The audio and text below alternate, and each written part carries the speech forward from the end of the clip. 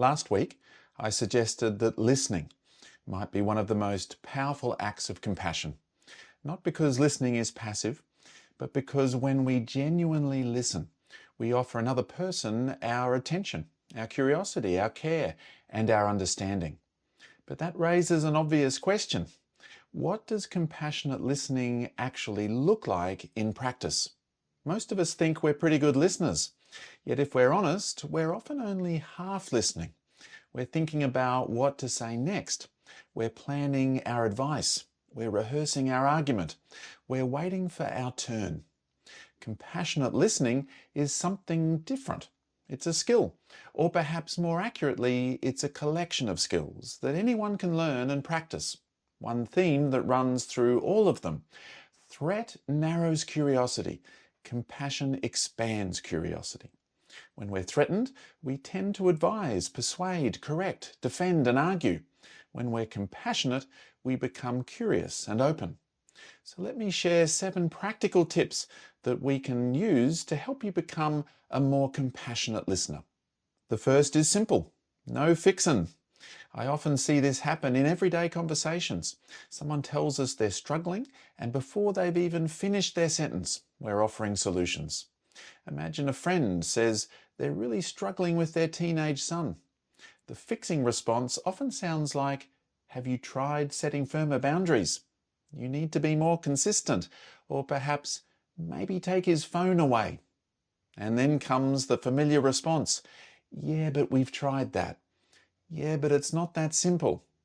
Yeah, but that doesn't really work." The more advice we give, the more resistance we often create. Now compare that with a listening response.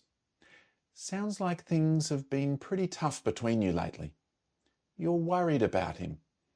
You're not quite sure what to do." Notice what happens. The conversation opens up rather than closes down. The second tip is ask, don't tell. One of the biggest barriers to listening is assuming we already know what someone means. We hear a few words, jump to conclusions, and then take our cue from there. Compassionate listening replaces unspoken assumptions with curiosity. But there's another challenge as well. Sometimes while someone is talking, we think of something that we really want to tell them. Maybe it's some advice. Maybe it's a piece of information. Maybe it's our opinion. Or perhaps we genuinely believe it's something they need to hear. Sometimes that urge comes from enthusiasm. Sometimes it comes from care. Sometimes it comes from a sense of responsibility. But before you tell, see if you can ask. Before you offer your answer, see if you can help them discover their own. Imagine your partner says, "I don't think I'm enjoying work anymore." The telling response might be, "You should leave. Life's too short. You'd be happier somewhere else." Or perhaps the opposite. "You should stick it out. Things will improve. Every job has its challenges." But an asking response sounds different. What's changed for you? What have you been finding difficult? What options have you been considering? What do you think needs to happen? Those questions communicate something important. They say, "I trust that your thoughts, feelings, insights, and ideas matter." And often people come up with better solutions for themselves than we could ever give them. Whenever you're unsure what to do next in a conversation, become more curious. Ask, don't tell. The third tip is one of my favorites. If in doubt, reflect. Reflective listening sits at the heart of Carl Rogers' work and later became a cornerstone of motivational interviewing. Rather than asking another question, you simply offer back your understanding of what you've heard. Someone says, "I don't know how much longer I can keep doing this." A reflection might be, "You're feeling exhausted," or part of you wants to keep going, and another part of you wonders how much longer you can. Reflections do something very powerful. They help people organize their own thoughts. They help people hear themselves. And most importantly, they help people feel understood. In fact, I often say that we listen for 2 reasons.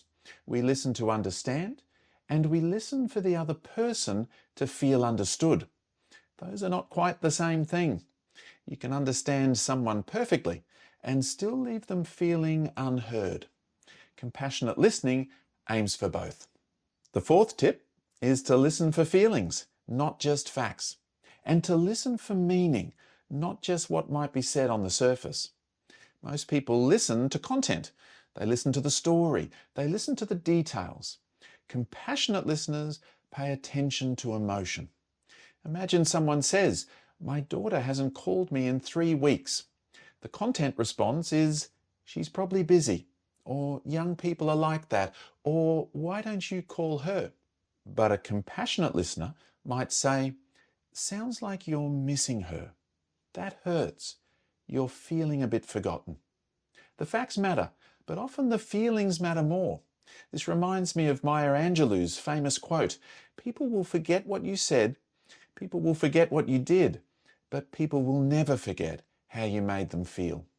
When people feel understood emotionally, they rarely forget it. But compassionate listening isn't only about feelings, it's also about meaning. In many ways, reflective listening asks 2 questions.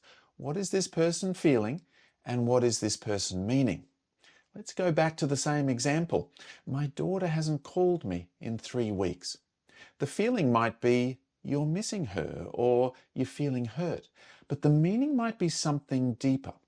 The meaning might sound like this: you really value your relationship with your daughter. Staying connected to family is important to you. Or part of what makes this painful is how much she matters to you. Notice that we're no longer reflecting the emotion alone. We're reflecting what sits underneath it.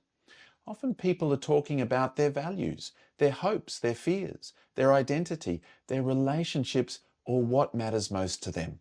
Compassionate listening involves listening beneath the surface of the conversation, not just for how people feel, but for what their experience means to them. And when people feel understood at that deeper level, something powerful often happens. They feel seen. The 5th tip is to make friends with silence. Most of us find silence uncomfortable. We rush to fill it. We ask another question. We offer reassurance. We change the subject. But some of the most important moments in conversation happen immediately after a pause. Imagine someone says, "Since Dad died, things just haven't felt the same." And instead of speaking, you simply remain quiet. Pause. Pause. Pause. That felt like a long time, didn't it? Now imagine the person continues. "Actually, if I'm honest, I don't think I've really grieved him yet." I've lost count of the number of times in therapy or conversation when I've been tempted to speak, stayed silent instead, and watched the conversation move somewhere much deeper. The 6th tip is to put your agenda down. Sometimes we're not really listening.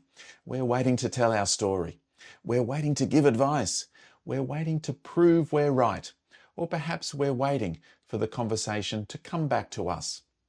Imagine a friend says, "I'm thinking of buying a motorcycle." The not listening response is, "Oh, I used to ride motorcycles. Let me tell you about mine."